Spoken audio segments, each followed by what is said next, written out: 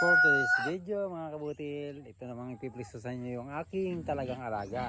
Yun, hindi po to sa farm. Ayan o mga kabutil. Ayan. Flex ko lang sa inyo. Ayan. Tapos yung ginawa kong kulungan, ito. Ayan o. Meron siya ngayon dito. Ayan. Ayun, may mga itlog siya dito. Ayan. Ayan. Ayan. Ayun. Ayan. Oh. Ayan. Oh. Okay. Ngayon, ang ipiplex sa inyo ay ang baboy kong nanganganti. Ayan. Oh. Ayan. Si Basyang ang pangalan niya. Si Basyang. Yan po ang palatandaan po na nanganganti yan ay maingay. At the same time, ang pipi po niyan ay mataba. Ayan paga. Ayan pa. Ayan patingin. Ayun po, mataba ay ayaw tingin. Siguro, hindi tayo sniper. Masood po talaga yan eh. Masood po talaga yan. Si nangangandi. Ayan. Nangangandi, native po yan.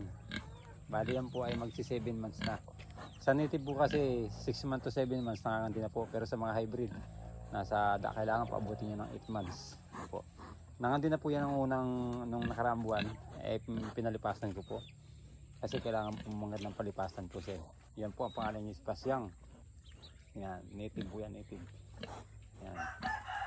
May laho na, may halo na rin po siyang, parang half-half na rin siya. Kasi pag native, may maliksi. Yan, ito na ito, makakaw na tayo.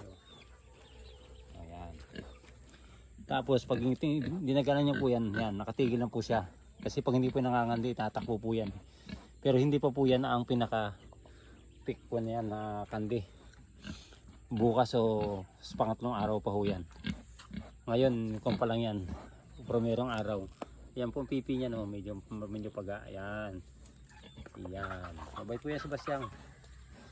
O yan. Basyang po ang pangalan niya, Basyang.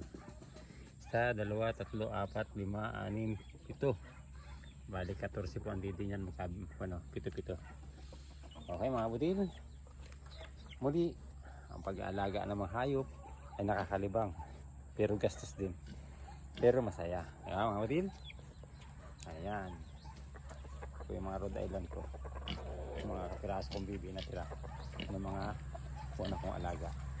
Okay mga butil. Isang mo pagpalang sa atin lahat. At happy Saturday.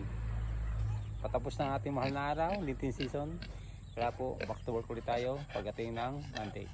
Muli sa magpalang araw sa atin lahat. At sa mga solid followers ko, shout out sa inyo. Shout out sa inyo mga butil.